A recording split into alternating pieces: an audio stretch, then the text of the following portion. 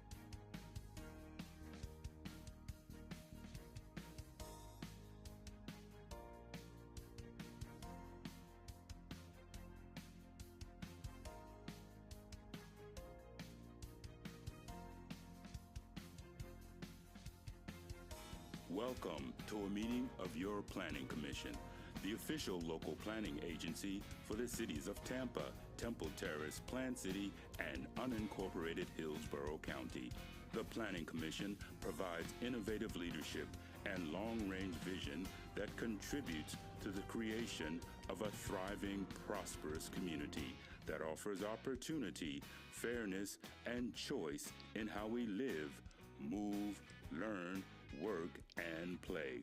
For more information about the Planning Commission, please call 813-272-5940. Follow us on social media or visit our website at planhillsborough.org.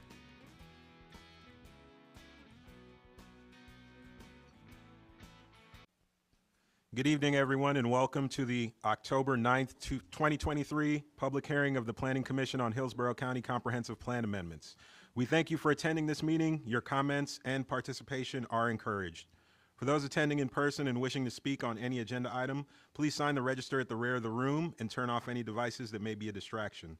To minimize feedback in the audio, all online participants in the meeting will be muted until it is their opportunity to speak. Planning commissioners should unmute themselves to indicate that they would like to speak.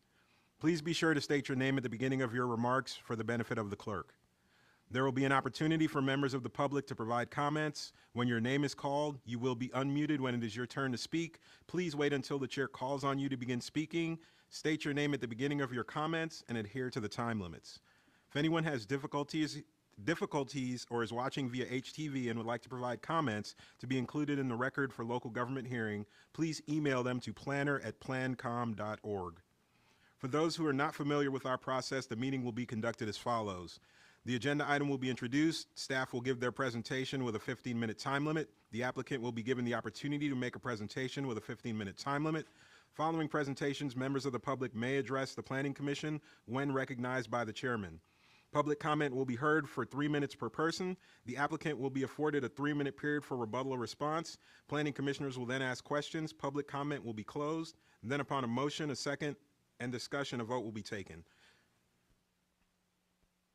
To all participants, please note that tonight's hearing concerns proposed changes to the comprehensive plan.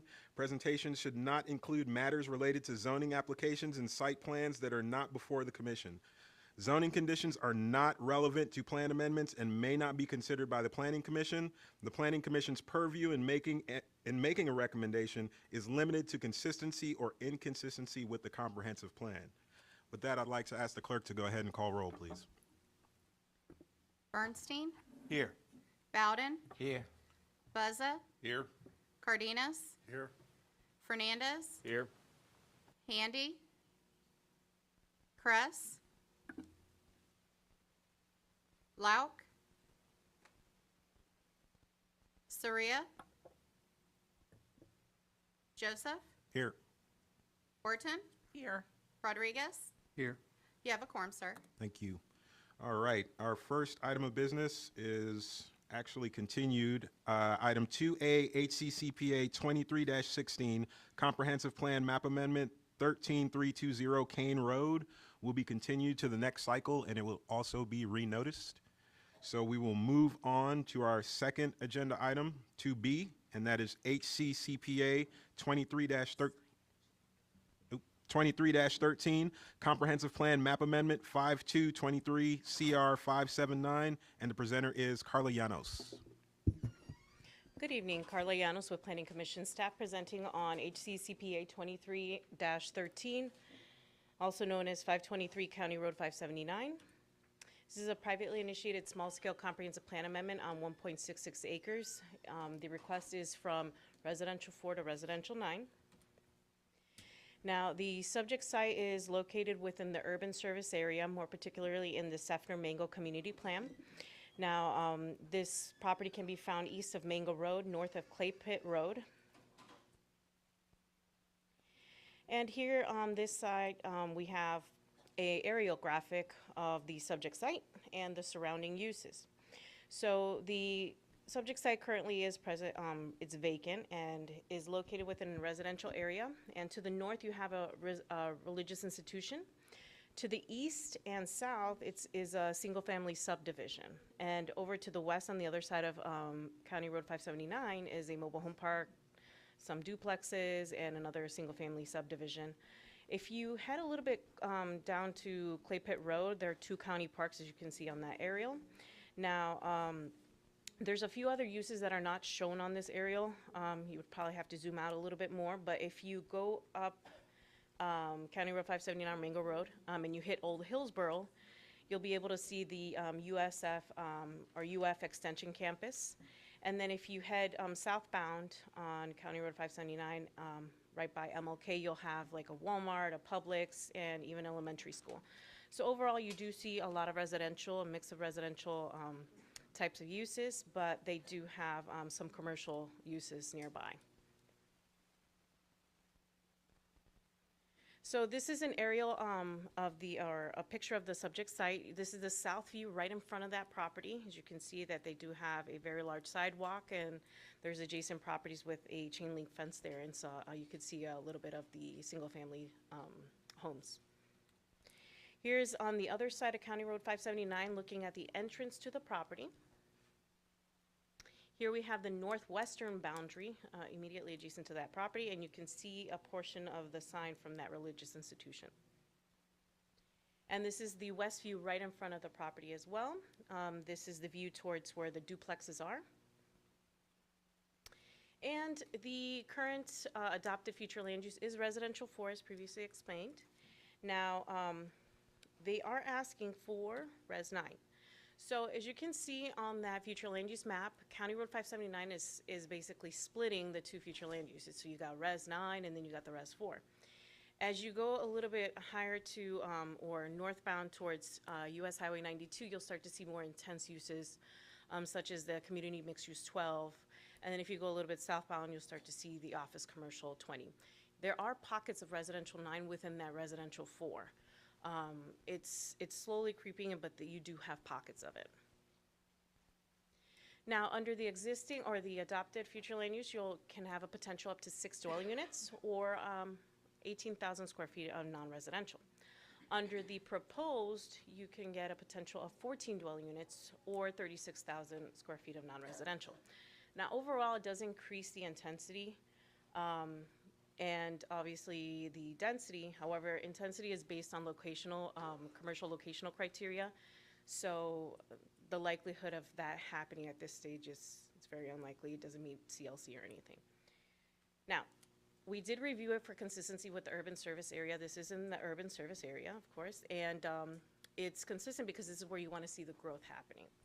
Now, we looked at the neighborhood community development, compatibility. We also looked at the community planning policies, and we did look at community design component as well. And we found that it's all comparable and consistent with that surrounding density in the area. We also looked at the Seffner Mango Community Plan. We didn't find any conflicting policies with that, so it's actually consistent with Goal 2 of that community plan. And with that said, Planning Commission staff does recommend that the proposed map amendment be found consistent with the goals, objectives, and policies of the unincorporated Hillsborough Comprehensive Plan. And I will leave it up to the applicant to present their portion. Mr. Pressman.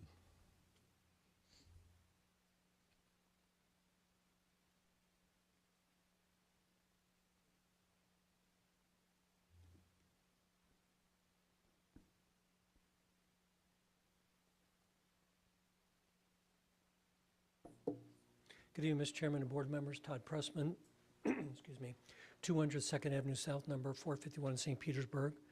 Thank you, Carla. She covered it quite well, as she normally does. This is HCCPA 23-13, Res 4 seeking Res 9. As Carla indicated, we're in the Seffner area, and she's showing you an area map to show you the location.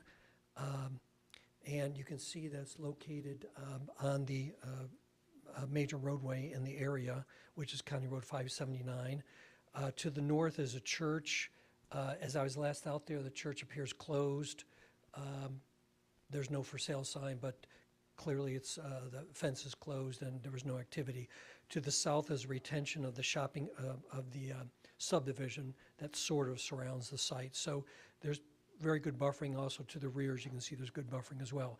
So as Carla said, there's a little bit of a range of zoning categories.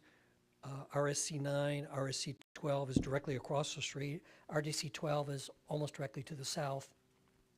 And a little further out, you can see, again, there's a pretty good variety of on zoning categories between single family and multifamily. Now, what's interesting, and as I think Carla referred to, is the single family that's surrounding the site was flexed. And as you all know, a flex of a category is permissible up to 500 feet from another category, which at the time that was permissible, but at this time, the community plan does not allow a flex. So previously, that was just taken care of during zoning, but because of that change, we're coming forward to bring this request to you. And as Carla has shown you, future land use map is pretty clear. And again, the typical flex. This was the approval for the flex for that subdivision I showed you was a flex provision for that 34 acres surrounding. There are a number of goals that we think apply very, very well to the site, and that is support a range of housing options to affordably meet the needs of current and future residents. This area does that, I believe, with a lot of different categories and a number of different type of housing types, which is good and healthy, at least in our opinion. This would be a housing type as multifamily. That would be, as far as we're concerned, qualifying as the missing middle housing, which is one of your comp policies to consider and to look at.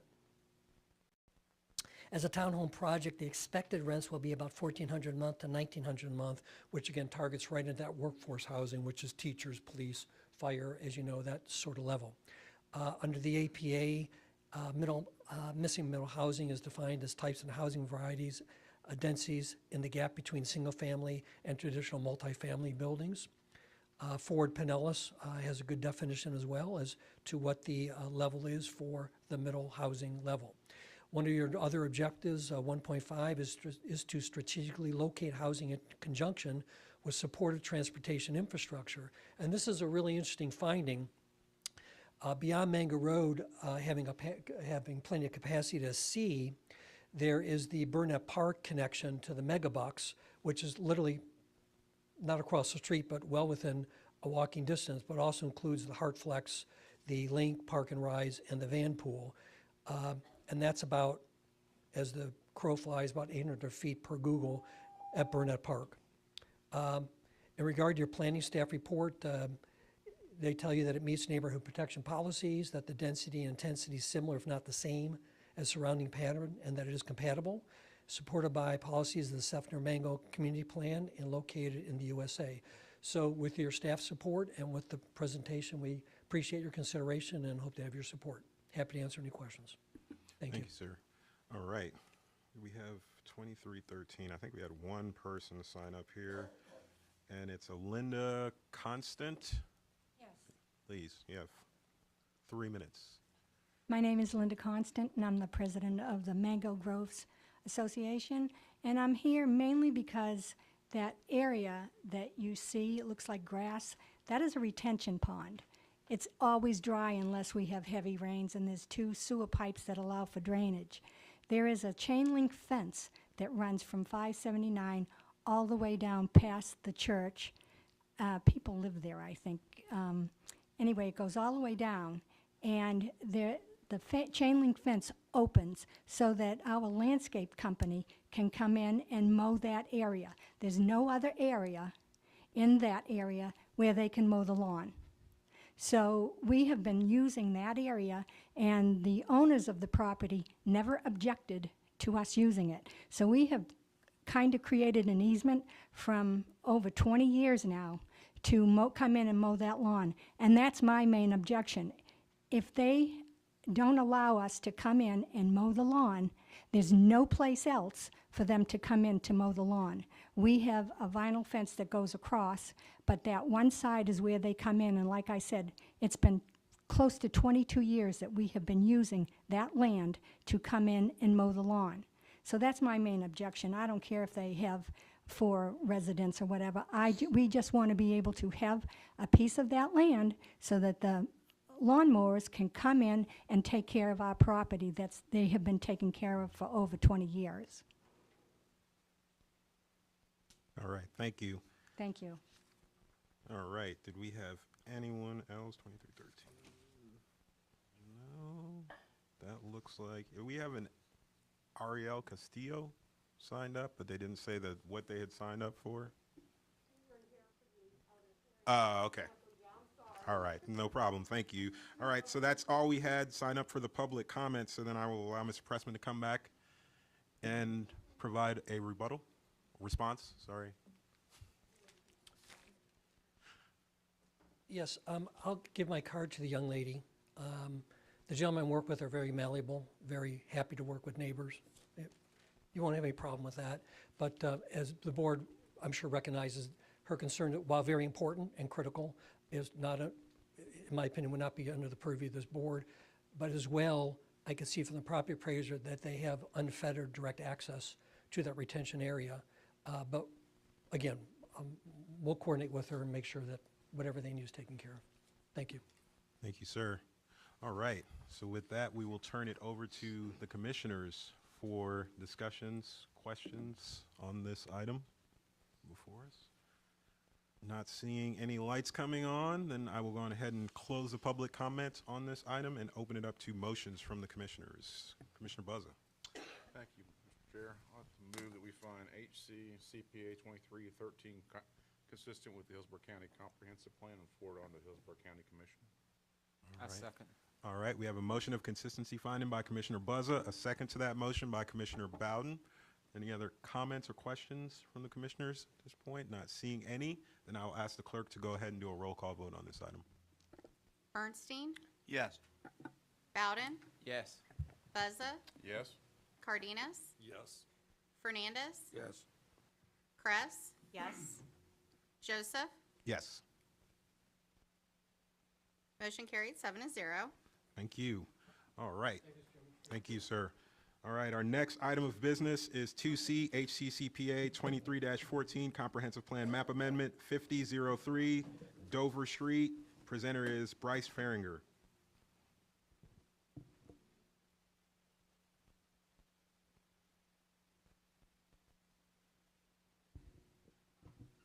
Good evening, Commissioners. Bryce Farringer, Planning Commission staff. This is HC CPA 23-14, 5003 Dover Street. This is a privately initiated small-scale map amendment located on approximately 15.21 acres. The request is to change the site's future land use designation from light industrial to heavy industrial. This is a general location map of the July cycle of plan amendments for unincorporated Hillsborough County. The site is located within the urban service area and is also located within the limits of the Greater Palm River Community Plan. The site is also located within the coastal high hazard area as well. This is an aerial view of the subject site. According to the Hillsborough County property appraiser, the site is currently contains light industrial, heavy industrial, and vacant uses. Heavy industrial and agricultural uses are located east of the subject site. Heavy industrial, light industrial, and public uses are located south. To the west, across US Highway 41, there are light commercial, light industrial, vacant, and public institutional uses. There is a small pocket of heavy commercial uses to the northwest that are adjacent to existing non-conforming single-family detached dwelling units. Light industrial, heavy industrial, and light commercial uses are located north as well. This is a view of the site's northern parcel looking northwest from Dover Street. This is a view looking to the southwest from Dover Street. And then this is a view of the subject site looking east across from US Highway 41 as well. The subject site currently has a future land use designation of light industrial. Light industrial extends to the north and south. The heavy industrial future land use designation extends west, northwest, and further north. Natural preservation is located further south and southwest.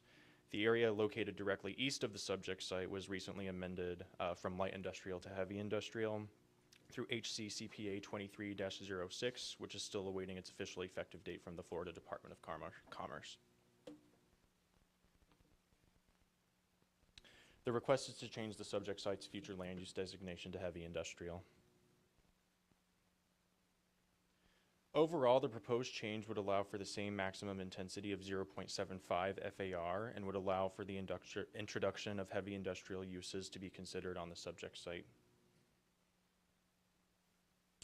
Planning Commission staff has reviewed this application for consistency with the comprehensive plan and has found it to be consistent with several objectives and policies. The proposed change is consistent with Objective 1 of the future land use element, as it would encourage compatible development within the urban service area.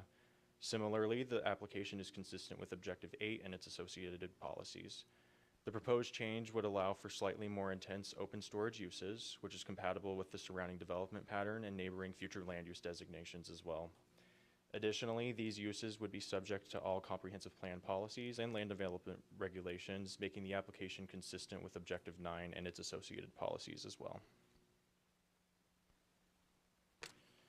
The application is also consistent with objectives and policies pertaining to economic development, as the proposed change would encourage desirable economic growth within an area that currently utilizes several other light and heavy industrial uses, This would encourage opportunities for compatible business growth in the Palm River area, making the application consistent with the goals and strategies outlined in the Greater Palm River Community Plan as well. Overall, Planning Commission staff recommends that the proposed map amendment be found consistent with the goals, objectives, and policies of the unincorporated Hillsborough County Comprehensive Plan. Based off of feedback that we've gotten from the commissioners, I do also have the floodplain information as well from FEMA if any of you have questions or want to discuss that as well. But that concludes my presentation. So, Thank you. Was there an applicant presentation?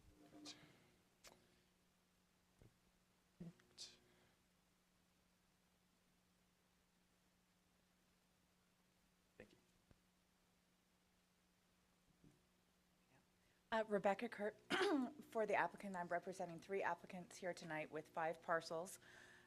My address is 400 North Tampa Street, Suite 1910, and I'm with Brooks and Rocha.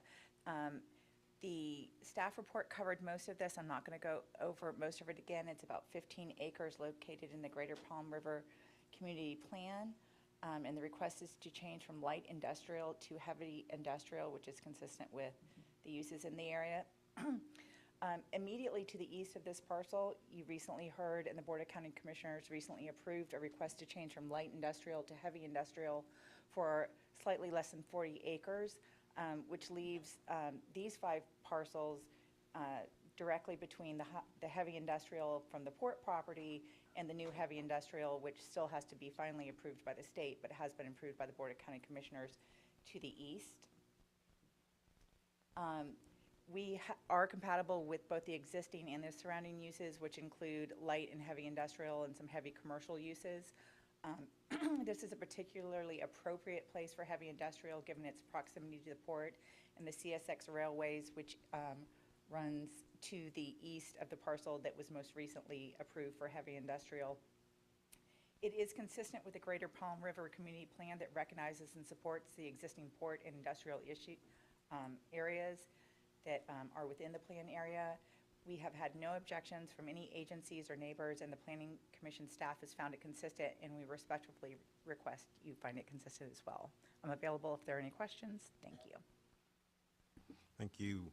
All right. We did not have anyone sign up for the public comment on this item. So with that, I will turn it over to the commissioners for discussion or question items on this one. Not seeing anyone hurrying to it, I will then go on ahead and close the public comment on this item and open it up to motions. Commissioner Bernstein.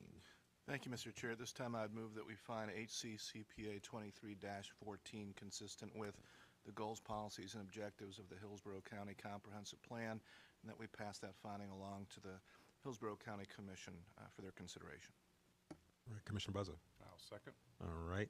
We have a motion of consistency finding by Commissioner Bernstein, a second to that motion by Commissioner Buzza. Are there any comments or questions from the commissioners? Not seeing any at this time. I will ask the clerk to go ahead and do a roll call vote on that item.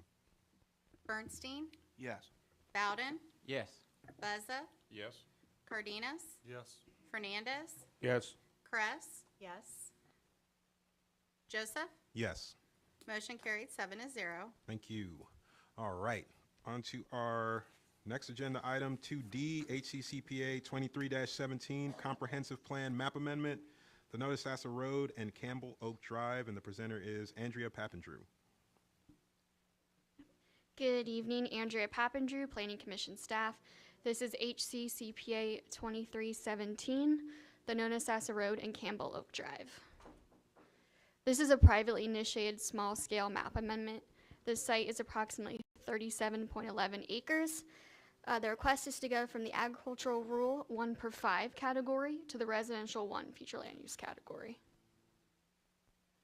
Plan amendment is located in the northeastern portion of the county. It is within the rural area and the Notisassa Community Plan. This is an overview of the subject site and surrounding areas. The site is north of the Notisassa Road and west of Campbell Oak Drive. The subject site's existing land use appears to be used for agricultural purposes. To the west and north is single-family residential and vacant land. To the east and south is agricultural land. Additionally, to the south is vacant land and a mobile home park. And then further east at the McIntosh Road intersection are the public institutional, light commercial, vacant land, and single-family residential land uses. So this shows looking east on the Notisassa Road. East of the site is agricultural land, and then on the right side of the picture, further southeast, shows a mobile home park. This is looking west on the Notisassa Road. Subject site is on the right side of this photo, and across the Notisassa Road on the other side is agricultural land. This is looking northwest on the northwestern corner of the subject site towards single-family residential. And this is looking south on the Notisassa Road. This is agricultural land in the picture. And then finally, this is looking north on Campbell Oak Drive. Subject site is to the left, and to the right is agricultural land. And then further north is single-family residential. So the adopted future land use category for the subject site is agricultural rural 1/5. That surrounds the subject site on all sides. Further east is residential 1, and then further northeast is agricultural estate 1/2.5. Proposal before you today is to go to the residential 1 future land use category. So moving to residential 1 would increase density from 7 units to 37 units. The FAR the floor area ratio would remain the same at a 0.25. However, it is important to note that rural scale neighborhood commercial, office, and multi-purpose projects will be limited to 30,000 square feet in residential 1, currently limited to 40,000 square feet in agricultural rural 1/5. Residential support uses are allowed to go up to the full 0.25 FAR. The request would also remove industrial uses, mining-related activities, and feedlots. Planning Commission staff did not receive any objections from reviewing agencies. Staff is finding this plan amendment inconsistent with the goals, objectives, and policies of the future land use element. While there is residential 1 further east of the site, the development pattern west, north, and southwest of the site is agricultural rural 1/5 and reflects preferred development pattern of 1 dwelling unit per 5 gross acres. The rural area policies in the future land use element recognize suburban enclaves, planned villages, planned environmental community 1/2 category, or certain rural communities as already established areas with a higher density than the 1 dwelling unit per 5 gross acres.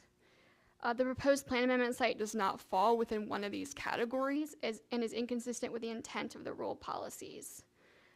Furthermore, in 2019, 3 plan amendments, approximately 0.3 to 1.8 miles southwest of the site, were found inconsistent by the Planning Commission and involved the same request, moving from agricultural rural 1/5 to residential 1.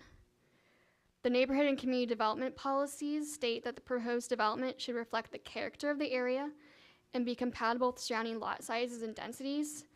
Within the surrounding area, the average number of dwelling units is 0.13, which is below the typical 1/5 ratio, which is about 0.20.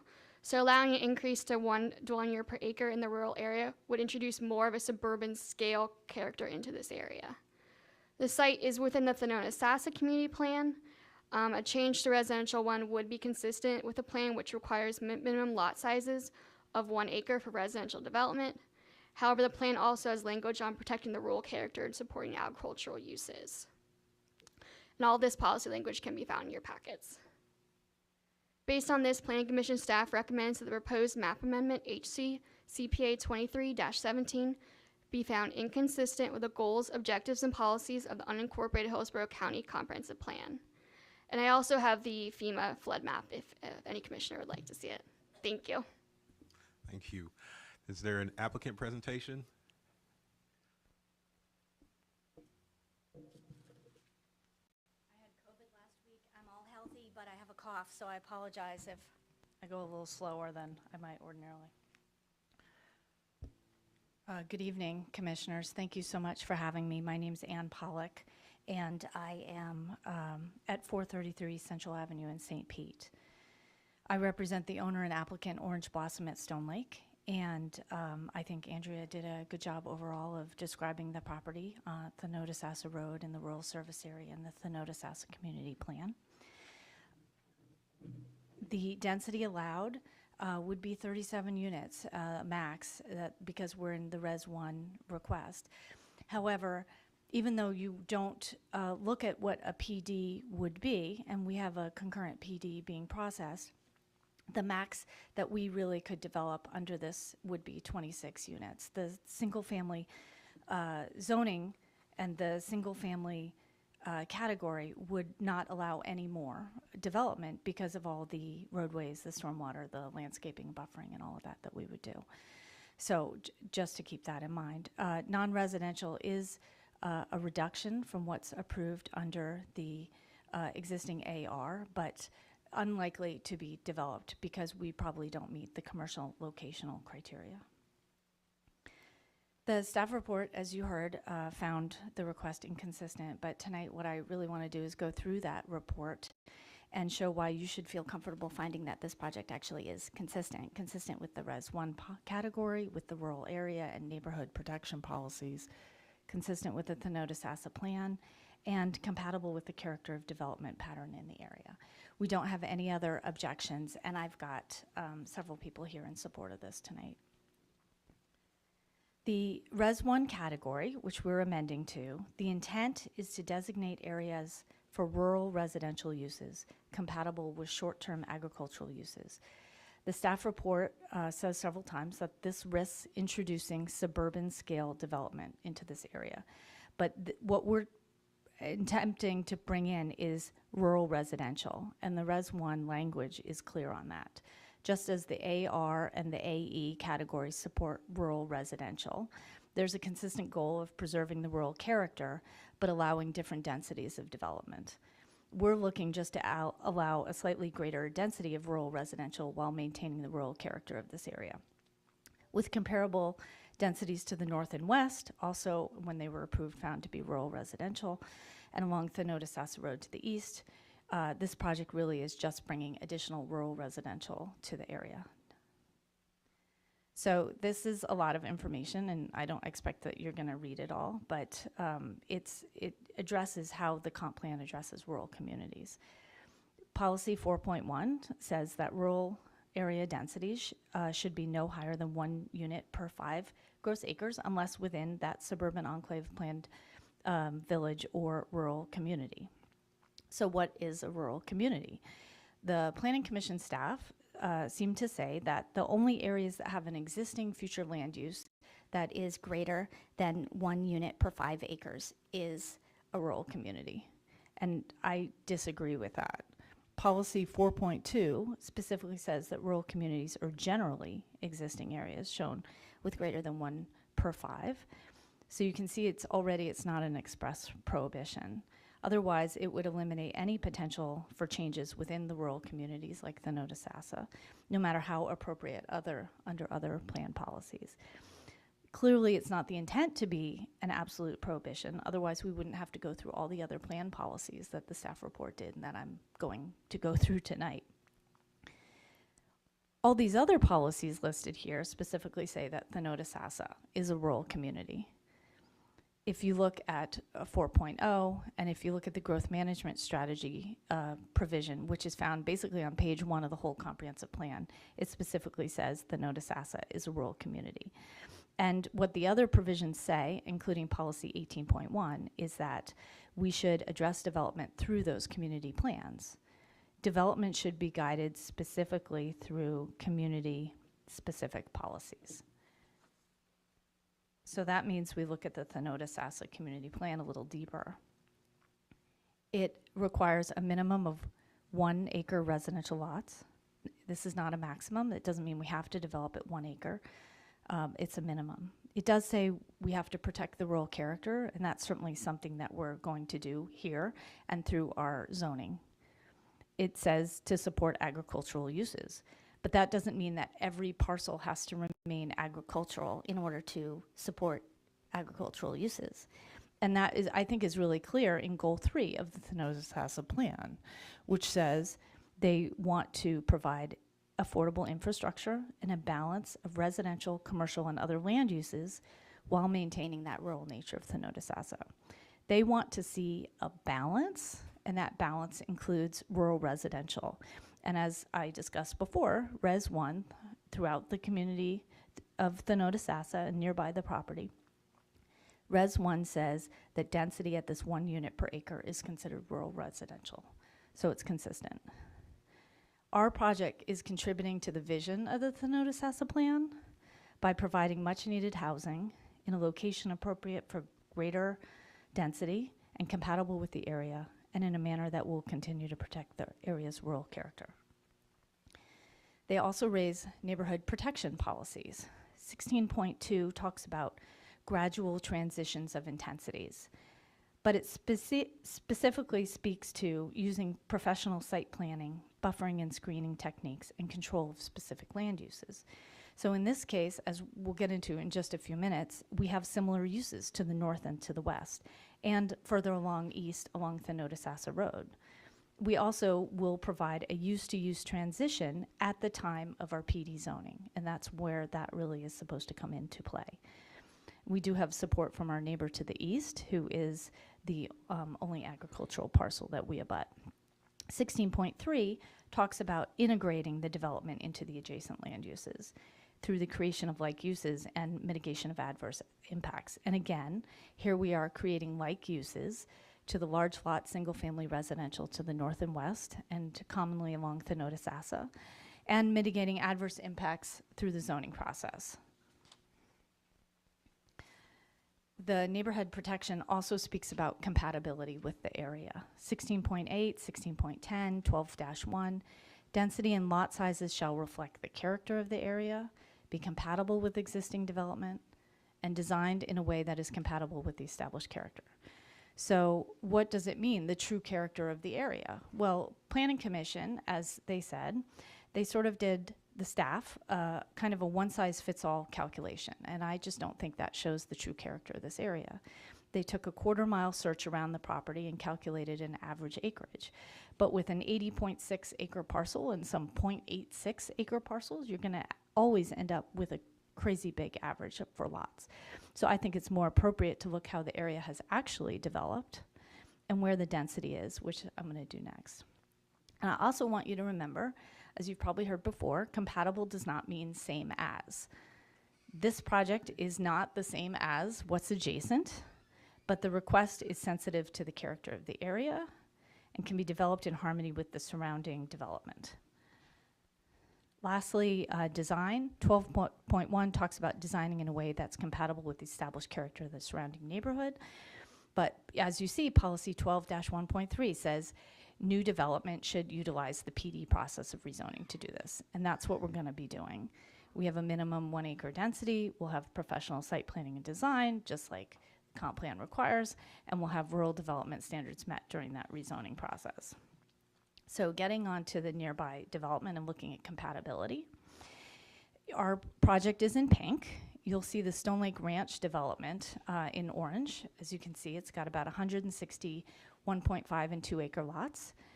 To the south is that mobile home park that Andrea mentioned. And to the east, in that green box along Thenotis Asset Road, that's about 3/4 of a mile, 41 of the 57 parcels we counted were less than 2 acres in size, and 32 were less than 1.5 acres in size. So it really makes a difference in how you look at actually what's around us.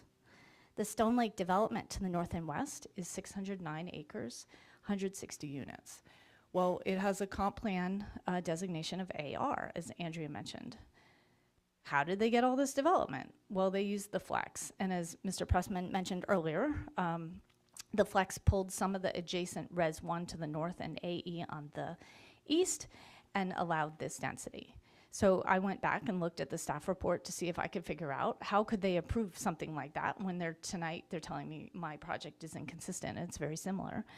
The Planning Commission staff found that the surrounding area is composed of rural residential and agricultural, just like we are today, though there's probably actually more rural residential now that we have this 160 unit project right next to us. And they found the requested density was compatible with the development pattern in the surrounding area. The use of the flex provision would be appropriate given the rural residential scale of development, and that rural design standards should be adhered to in the development standards for the residential project. In other words, when you get to the PD zoning part, you should make sure that you're providing use-to-use transitions and buffering and all that sort so that you actually protect the rural character and you protect the neighboring uses. So here's a close-up of that green block along Thanota-Sassa. In red are the parcels that are less than 1.5 acres, and in blue, stars are less than 2 acres. And as you can see, 82% of the parcels along the road over the next 3/4 mile are less than 2 acres in size. 56% are less than 1.5, and we're looking here 1 to 2 acre lots on our parcel. Andrea also mentioned this project down on Kingsway Road, south of Thanota-Sassa, comparing ours with that.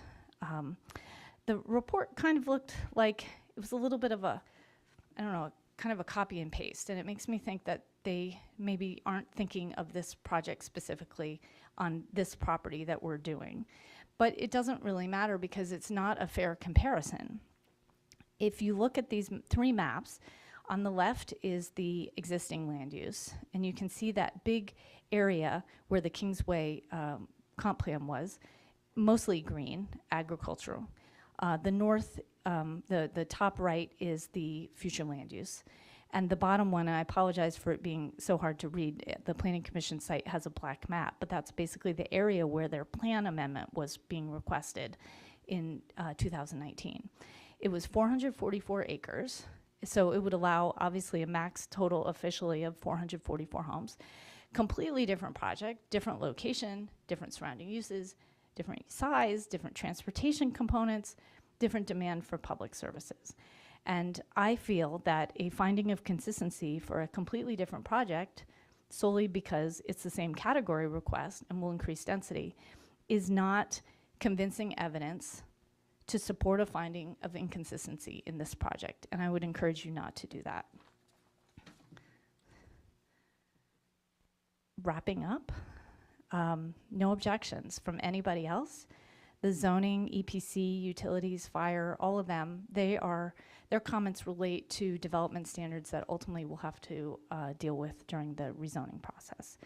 County transportation actually said that Thanota-Sassa is a level of service B and the standard is C. And I don't know how often you get projects where the standard is actually lower than what the road actually is, but this is a good thing. It is an arterial road, and the applicant has to bring the road up to standard in accordance with the code as part of its zoning, and we have to make site access improvements. But those really all go to, again, rural protection and specifics that will happen at the zoning. When you're doing your comp plan amendment analysis, though, you look at that last comment on the right from the county transportation. Based on the traffic analysis and information provided by the applicant and the Planning Commission, there is adequate capacity to accommodate the additional generated trips by this future land use. And that's considering a total of 37 units, the max. This is where we stand on the zoning, and again, like we've discussed, we're going to address all these issues at that point. The board has agreed to review the comp plan amendment and the zoning together because we feel like they kind of work together. And at that point, the Planning Commission staff and the county staff will have the opportunity to ensure that we are, in fact, from a design perspective, maintaining the rural character of the area and in compliance with the rural design standards. So lastly, summary, I think I've made a good case that we are consistent with the comprehensive plan, the Res 1 category, the rural policies, and the neighborhood protection policies. Consistent with the Thenota-Sassa community plan, compatible with the character of the actual character of the area. We have no objections from other reviewing agencies. We had an applicant-initiated neighborhood meeting. We had 2 people show up, and we were there for 3 or 4 hours and gave them an understanding of what we're doing. And with that, I would just respectfully request your approval. Thank you so much for your time. Thank you. All right, we had 3 people sign up for comment on this one. The first one is Robert T. I'm not gonna attempt the last name. Robert, yeah, please come on down. Tomzak, all right. All right, 3 minutes per person. My name is Robert Tomzak. I'm the president of the Stone Lake Ranch Homeowners Association. We border on this development, both on the north side, I think most of you are familiar with here on the north side, and on the development's east side. We believe that this is consistent with development out there.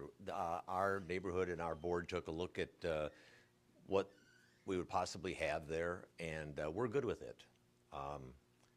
We would just when you all do this and it goes down through the process, I think everyone's pretty familiar that Thenota-Sassa Road needs some work. And I think that what has happened is as I-4 gets more crowded in the afternoons, you get a lot more traffic. So the road's kind of wearing out. And so that type of development, or any development, it'd be good to work the road issues. Also, we probably have an ulterior motive. A lot of our wives want a Publix. And we know that there's not enough houses out there to have a Publix. So my wife over here wanted to make sure she came with me, and I mentioned that. And considering that her grandmother moved to Thenota-Sassa in 1880. But we're in full support of this development out there with its compatibility with what we have. Thank you. Thank you, sir. All right, we have, I guess, 3 more people now, some latecomers. We'll go in order, and we have Balaji Aglave. Please, 3 minutes.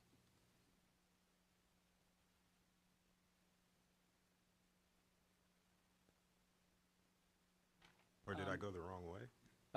I'm Balaji Aglave. I'm the resident of Stone Lake Ranch and of course part of this new development project. So I guess I request county to support our planned development process. Thank you. Thank you. All right, next up we have Fabine or Farine C. Please, 3 minutes. Hello, sir. My name is Fabin Syriac, and I'm the consultant on this project. And we are trying to do everything possible to, make it work according to your standards. And we are we are ready to work with whatever the requirements that you guys put forward with. And please help us out. Thank you. Thank you, sir. All right, last but not least, we have Ashok or Asmak Y. I'm not sure if it's an M or an H. Yeah, it is Ashok Yarlagadda. Okay. Yeah.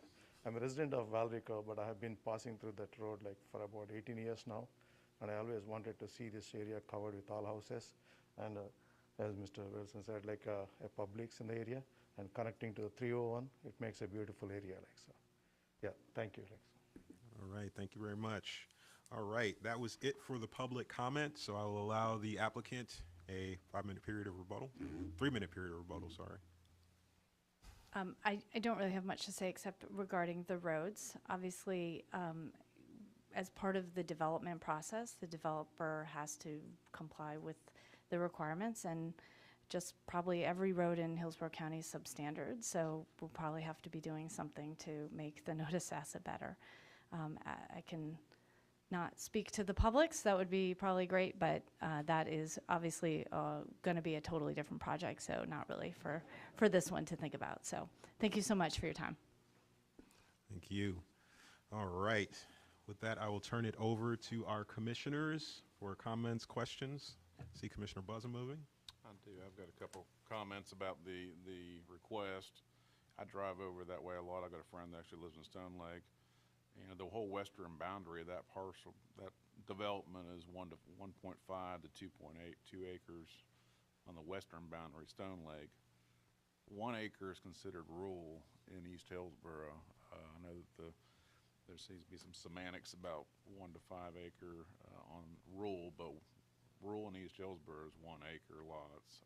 And that's the minimum you can get away with water and sewer on, or water and septic on. So I think maybe, staff may have been a little overzealous on the definition of rural in this situation. I'm leading toward not going with staff's recommendation on this one. All right. Well, just a reminder while we continue our comments and discussion that we would need some policies if we are going to go against staff's recommendations. So be thinking about those. But in the meantime, did any of the other commissioners have any discussion items, comments, or questions? I see Ms. Ornita moving. Well, I would just mention that, from staff's perspective, the plan and policy 4.1 talks about within rural areas, density shown on the future land use map will be no higher than 1 dwelling unit per 5 acres unless it's located within one of these areas that are identified. And it has been how we have interpreted that is that it's not the intention for those identified areas to grow, but those were to identify areas that were existing on the map. Before we ever had a comprehensive plan, there were some rural communities out here, and that we recognized those in the plan, but that it wasn't the intention for them to grow. So that is where staff is looking at the 1 unit per 5 acres. All right, thank you. Commissioner Bernstein. Well, I tend to put a lot of stock in the reaction from the surrounding community, or lack thereof, on these projects. Sometimes maybe too much, but this strikes me as one of those situations where there's a compelling case to be made that perhaps we should take a second look, regardless of staff's recommendation. Our community outreach requirements are fairly rigorous, and the only folks we've heard from today are members of the community who support the project, in some cases not without their concerns with regard to roadways and so forth. But I put a lot of credence in that, and so I'll be keeping that in mind when this comes up for vote in a moment. But I just would like to say that clearly this was noticed for public participation, and the fact that all we've heard from today are members of the community who support the plan speaks volumes to me. Thank you, Commissioner Bernstein. Good points. Yes, Commissioner Kress. Just, I think, a quick question for staff. When was the Thanota-Sassa community plan developed? How long ago was that? Yeah, I want to, well. Does it go back a ways? Or? Yeah, it was, I would say 2005 would be my guess. Yeah, I would say the early 2000s. I don't have the exact date. I can look it up real quick, but I don't have the exact date on me right now. One estimate is fine. It sounds like it's Early been a while. 2000s. Yeah. I will say the 1 acre minimum lots for the Thanota-Sassa plan are required for the proposed Res 1 and the existing AR 1 per 5. So that's not changing. That's still a minimum requirement, regardless of the changing to the Res 1. Yeah, the community plan was effective in 2004. Yeah. Yeah, I guess I'll kind of echo what Commissioner Bernstein said with, you've got support here. You didn't have any other agency objectives to it. The community plan's outdated, so maybe that's not quite as relevant, but the fact that it didn't conflict with the community plan, I think also we give some credence to that one. Thank you, Commissioner Kress. Are there any more thoughtful comments from any of the commissioners? Going once, going twice. All right, then I will go on ahead and close the public comment on this item and open it up to motions from the commissioners. Commissioner Bernstein. Thank you, Mr. Chair. At this time, I would move that we find HC CPA 23-17 consistent with the goals, policies, and objectives of the Hillsborough County Comprehensive Plan, and in support of that motion, I would refer the commission to policy numbers 4.1, 4.2, 18.1. I would also refer the commission to objective 4.0. All righty. Commissioner Buzza? I'll second his motion. All right, we have a motion of consistency finding by Commissioner Bernstein stating those policies that Ms. Zornita hopefully captured just now, and a second to that motion of consistency finding by Commissioner Buzza. Are there any questions from the commissioners or comments at this moment? Not seeing any, then I will go ahead and ask the clerk to do a roll call vote on this item. Bernstein, Yes. Bowden, Yes. Buzza, Yes. Cardenas, Yes. Fernandez, Yes. Kress, Yes. Joseph. Yes. Motion carried 7-0. All right. Thank you very much. All right. That was our last item of business for the night. So with that, I will adjourn this meeting at 6:28. Have a good night, everyone.